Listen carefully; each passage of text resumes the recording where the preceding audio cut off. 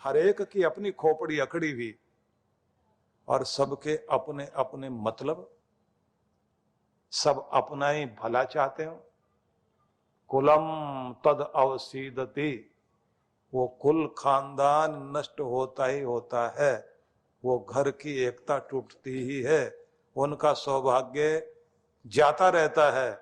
और जो दुनिया को अपने सामने झुका सकते थे वो फिर दूसरों के आगे गिड़गिड़ाते हुए जिंदगी जीते हैं। इसलिए अपने घर की एकता बनानी है तो झुकना और मिलना सीखिए।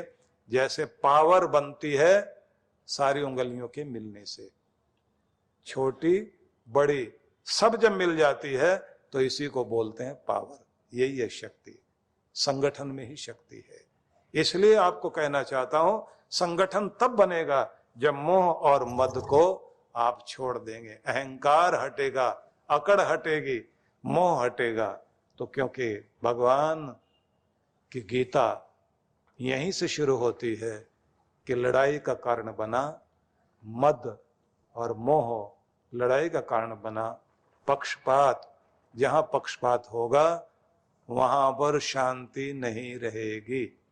तो इसलिए अगर हम कुरुक्षेत्र में खड़े हैं, कर्म भूमि में खड़े हैं, धर्म क्षेत्र में खड़े हैं, तो पक्ष विपक्ष को भूल जाइए। और अगर हम इस बात को कहें कि कृष्ण भगवान ने अर्जुन को यह कहा था, अर्जुन मैं तुम्हारे साथ क्यों हूं, क्योंकि तुम धर्म के पक्ष में हो। तुम अगर धर्म छोड़ दोगे तो फिर मैं भी तुम्हें छोड़ दूंगा।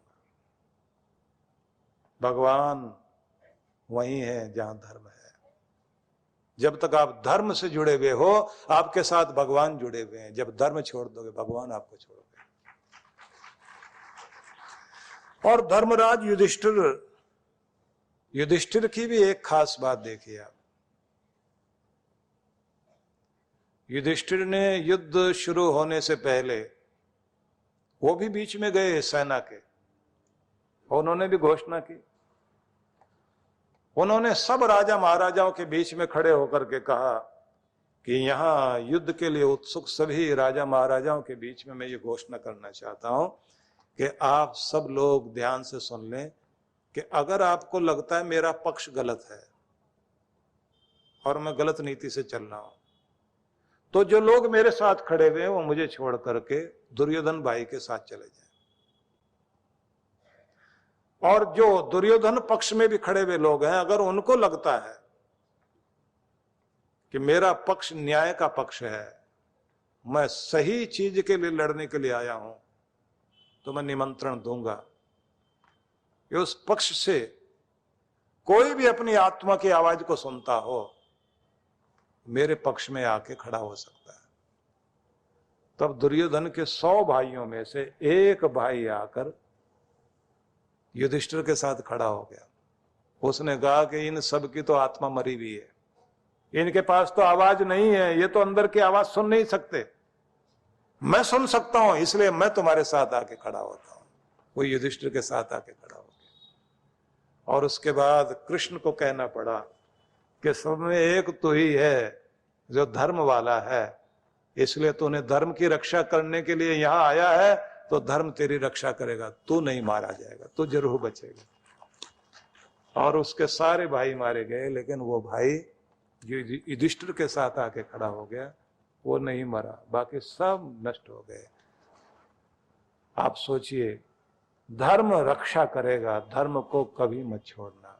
तुम धर्म की रक्षा करेंगे तो तुम्हारी रक्षा धर्म करेगा। तो गीता की शुरुआत से पहले ये जानना जरूरी था कि धर्म का पालन करने वाला देर लग सकती है, लेकिन उसका लोक परलोक सुधरेगा, उसके जन्म सुधरेंगे। तो जिसे ये समझ आता हो कि मुझे अपनी जिंदगी में राज भाग प्राप्त करना है, तो गीता की शरण में जाए। जिसे लगता हो कि मुझे श्री समृद्धि चाहिए, उसे गीता की शरण में जाना चाहिए। जिसे ये लगता है कि मुझे सफल होना है, तो उसे भी गीता की शरण में जाना चाहिए। जो ये सोचते हो कि मुझे खूब धन वैभव मिल जाए, तो गीता की शरण में जाएं। और जिसे ये लगता हो कि मेरे जीवन की सारी निराशा हट जाए और मेरे जीवन में पूरी खुशहाली आ जाए, तो गीता को जरूर पढ़ना शुरू कीजिए। और अगर आप सोचते हैं मेरा लोक और परलोक दोनों सुधर जाए, जन्म भी सुधर जाए और मरण भी सुधर जाए, तो भी गीता को अपनाना चाहिए। इसलिए गीता अद्भुत ग्रंथ है। तो धर्म क्षेत्रे कुरुक्षेत्रे संवेता युयुत्सवः मामकाः पांडवश्चैव किम कुर्वत संजय। धृतराष्ट्र ये पूछ रहे हैं कि हे संजय, धर्म भूमि कुरुक्षेत्र में युद्ध की इच्छा से इकट्ठे हुए मेरे तथा पांडु के पुत्रों ने क्या किया, ये जरा मुझे बताना शुरू करें। तो उस समय अपनी विद्या के माध्यम से संजय ने सारा हाल देखा और बताया। लेकिन ऐसा कहते हैं कि कृष्ण भगवान को अपनी दृष्टि से उनके रूप को देखने का मौका, रूप कौन सा, जो कृष्ण भगवान ने अपना साक्षात स्वरूप दिखाया था, जिसमें उन्होंने अपने विराट रूप के दर्शन कराए थे। उस विराट रूप का दर्शन संजय ने भी बैठे बैठे दूर हस्तिनापुर में बैठे बैठे किया। तो कहते हैं उसको भी मुक्ति प्राप्त हुई, और धृतराष्ट्र को भी, क्योंकि गीता तो सुनी उसने भी, और बहुत देर बाद उसका मोह टूटा जब उसको जाना पड़ा बर्फीले स्थान में और स्वर्गारोहण के लिए। आप कभी जाए ना उधर की तरफ, अलकनंदा नदी को पार करते हुए और केदारनाथ जैसे जाते हैं ना, तो ऐसे ही बद्रीनाथ भगवान के दर्शन करने जाते हैं। तो वहीं से एक मार्ग जाता है जो स्वर्गारोहण का मार्ग है, बर्फ का रास्ता है, उसके दर्शन करने के लिए लोग जाते हैं। आखिर में पांडव लोग उधर से गए थे, लेकिन धृतराष्ट्र तो वन में कहते हैं कि वो जल के मर गया था। आखिर में उसने अपने मुक्ति पाने के लिए वन में तपस्या की थी, क्योंकि प्रायश्चित किया था उसने। लेकिन जिसने जिंदगी भर दूसरों को जलाया था, वो आखिर में उसकी मौत भी बड़ी दुखदायी ढंग से हुई। मैं यहां ये कहना चाहता हूं आप सभी को कि कर्म भयंकर रूप लेकर सब किसी के सामने आता जरूर है। पांडव लोग तो स्वर्गारोहण करने के लिए गए थे, और कहते हैं युधिष्ठिर सबसे आगे चला गया था और फिर वो सीधे स्वर्ग पहुंचा था। बाकी लोग जो है वो एक एक करके गिरते चले गए थे, क्योंकि किसी न किसी का कोई न कोई एक दुर्गुण जो है उनको नीचे झुका रहा था, गिरा रहा था। जीवन के अंदर धर्म जितना जितना रहेगा वो व्यक्ति को आगे लेकर जाएगा। जहां विवेक नहीं रहता वहां समस्या जरूर आती है। उस विवेक की बात तो आगे चलकर हम लोग करेंगे। यहां मैं आपको कुछ चीजें याद कराना चाहता हूं, जिन चीजों पर आप लोग बहुत अच्छे से ध्यान देंगे। इस दुनिया में हम जो भी कुछ चीजें प्राप्त करते हैं तो कुछ भाग्य से मिलती है, कुछ आपके पुरुषार्थ से आपको मिलती है, कुछ कृपा से आपको मिलती है। इन सब चीजों के द्वारा सेवा करने का अवसर आपको मिलता है, इनके द्वारा ईश्वरीय आशीर्वाद पाने का अवसर आपको मिलता है। लेकिन जो लोग इसी को अपने बंधन का कारण मान बैठे हैं, उनका कल्याण नहीं हो पाता। मतलब धन है आपके पास, तो भगवान वेदों में कहते हैं देही में मेरे लिए देना सीख जाओ, ददामिते, क्योंकि जो तुम दोगे वही मैं तुम्हें लौटाऊंगा। इसलिए भगवान के पाए हुए को आगे लौटाने में, देने में कभी भी पीछे नहीं हटना। जो भगवान ने आपको दिया हुआ उसमें से कुछ न कुछ भाग सेवा में, सत्कार्यों में आपको लगाने की आदत जरूर होनी चाहिए। और अगर हम कभी भी कुछ भी किसी भी तरह से देने के लिए तैयार नहीं होते और जकड़कर उसे बैठे रहते हैं, तो कुछ लोग ऐसा कहते हैं कि सर्प योनि में भी आदमी को उसका शरीर, ऐसा भी होता है कि कभी वो सर्प योनि में भी जाता है। सर्प जो है वो कुंडली मारकर बैठा रहता है धन के ऊपर। तो बहुत लोग जो है दुनिया में इसी तरह होते हैं। जो बैंक का वो जो होता है ना कैशियर, आपने देखा ना कि वो गिन गिन के संभाल संभाल के रखता है। तो जिन लोगों को रात में जाके अपना पैसा गिनते हैं, हिसाब मिलाते हैं और उसके बाद मजे से कहते हैं चलो हिसाब पूरा हुआ, इतना तो आ गया, तो समझ लीजिए कि वो धन के मुनीम जी हैं। और एक होता है बैंक में चौकीदार, उसका काम क्या है, ना खुद हाथ लगाएगा ना किसी को लगाने देगा। तो कुछ लोग चौकीदार होते हैं, ना तो धन को हाथ लगा सकता और ना किसी को लगाने देगा। एक होता है मैनेजर, वो मैनेज करता रहता है, सारा हिसाब किताब कितना आया गया सबसे काम लेगा। तो बहुत सारे कंपनी में मालिक होते हुए भी मैनेजर का रोल अदा कर रहे हैं, ना तो अपनी सेहत के लिए खर्च करते, क्योंकि सबसे पहले तो आपका स्वास्थ्य ही आपके लिए महत्वपूर्ण है ना। यही नहीं है तो आप इस दुनिया में बीमार शरीर लेकर खुद ही दुख भोगने लग जाओगे। छोटी सी तो बात है, अगर हम अपने शरीर को ठीक ढंग से ध्यान देने लग जाएं तो आप सोच लीजिए कि बहुत सारा दुख तो हमारा इसी आधार से दूर हो जाता है कि हम शरीर से स्वस्थ हैं तो संसार का आनंद ले सकते हैं। और घर का आनंद वो ले सकता है अपने रिश्तों का, जिसको प्रेम से संबंधों को स्वस्थ रखना आता है, घर को जोड़े रखना जिसको आ जाए।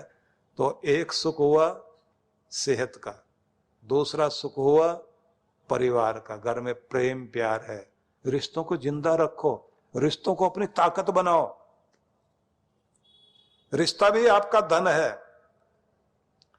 जहां शरीर काम नहीं आए, आपकी ताकत काम नहीं आए, रिश्तों की ताकत काम आएगी, आपके अपने साथ खड़े हो जाएं। और कहते हैं जहां वो भी ताकत काम ना आए, अपनी बुद्धि का प्रयोग करो, कौशल का प्रयोग करो। रिश्तों की ताकत, बुद्धि की ताकत, और कहते हैं वो भी ताकत काम नहीं आए तो फिर आगे गुरु की ताकत इस्तेमाल करो, वो भी एक आपका बड़ा बल है। और गुरु जब कहें कि अभी एक और ताकत चाहिए, सुप्रीम पावर, परमात्मा की शक्ति का उपयोग करो कि ये विधान, ये तरीके इस्तेमाल करो जिससे रूठा हुआ रब भी तुम्हारा अपना हो जाए। तो जब सारे रिश्तों की ताकत जुड़ती है ना, कौन सी ऐसी समस्या है जिसका हल नहीं होता, सब चीजें ठीक हो जाती हैं। तो अपने रिश्तों की गरिमा बनाए रखनी चाहिए, सबको अपने रिश्ते निभाने आने चाहिए। और अगर रिश्तों को आप निभाना जान जाते हैं तो फिर ये समझ लीजिए कि आपके पास में एक बहुत बड़ी पावर रहती है।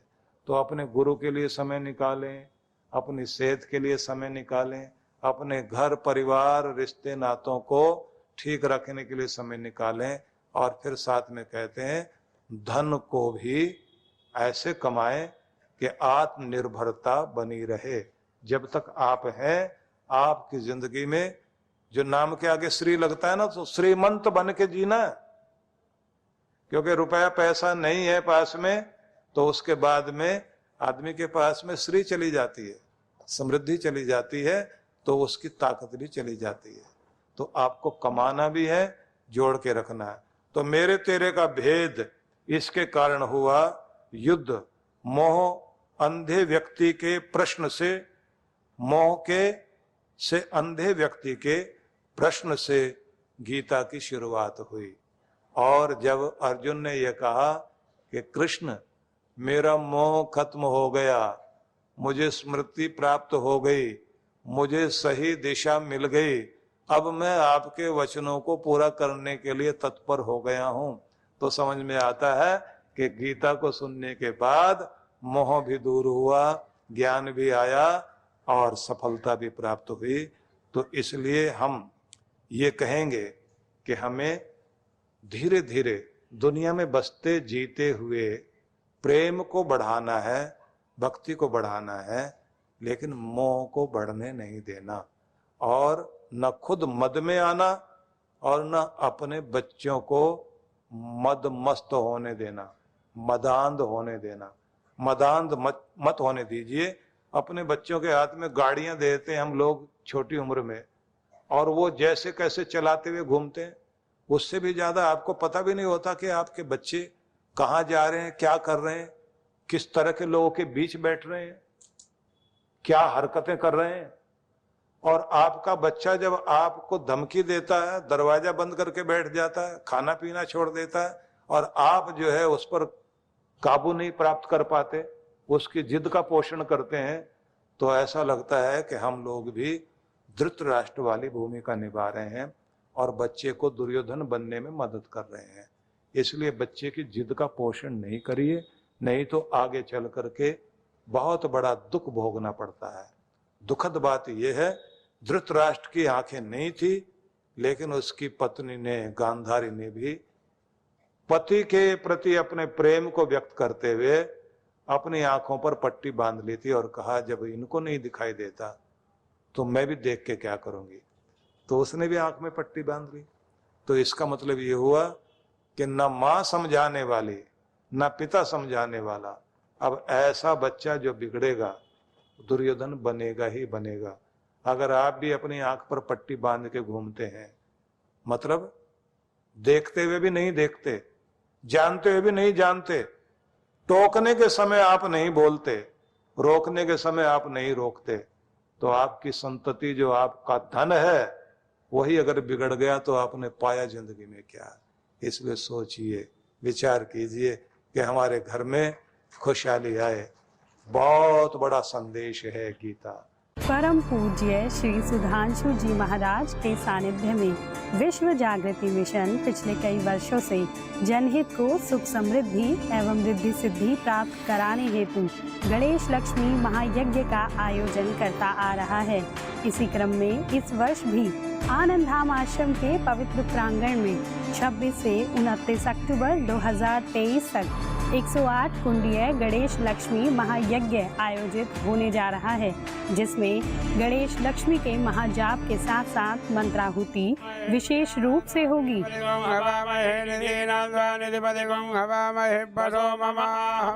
साथ ही 28 अक्टूबर को वरदान सिद्धि साधना में सम्मिलित होकर देव गुरु कृपा प्राप्त करें।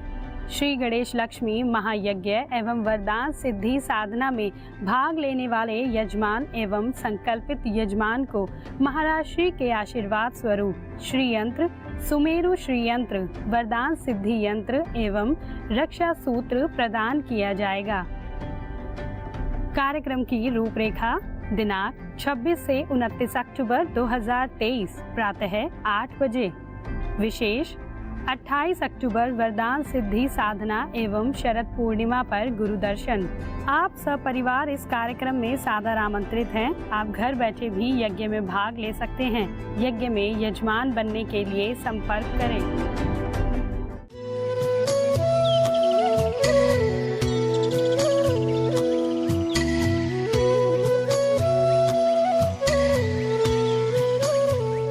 परम पूज्य श्री सुधांशु जी महाराज और डॉक्टर अर्चिका दीदी जी के पावन सानिध्य में अयोध्या ध्यान साधना शिविर।